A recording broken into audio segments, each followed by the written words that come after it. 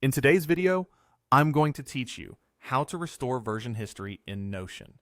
If you've ever made a change, you regret or accidentally deleted something important, Notion's version history can save the day by letting you roll a page back to an earlier state. Start by opening the page in Notion that you want to restore. Make sure you're on the exact page where the change happened, not just a linked database or a mirrored view.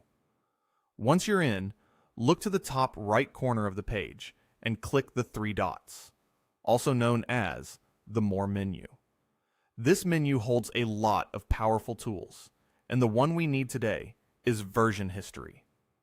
Select version history, and a timeline will appear on the right side of your screen. This panel shows snapshots of your page at different points in time, often labeled with timestamps, and, in collaborative workspaces, who made the change. Click any snapshot to preview it. In this read-only view, you can scroll through the page and make sure it contains exactly what you want to bring back. Take a moment to verify the details: headings, text, database entries, and formatting, so you're confident you're selecting the right moment. When you've found the snapshot you want, click Restore this version. Notion will revert the entire page to that saved state.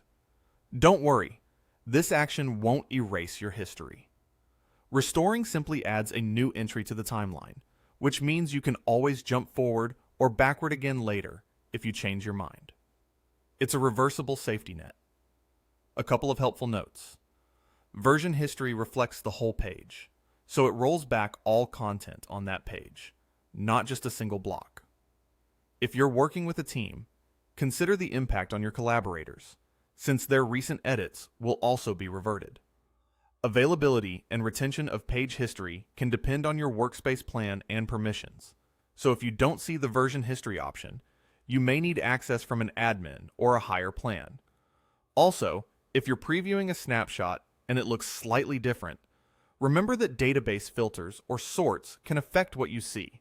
Focus on the underlying entries and content to confirm it's the right restore point.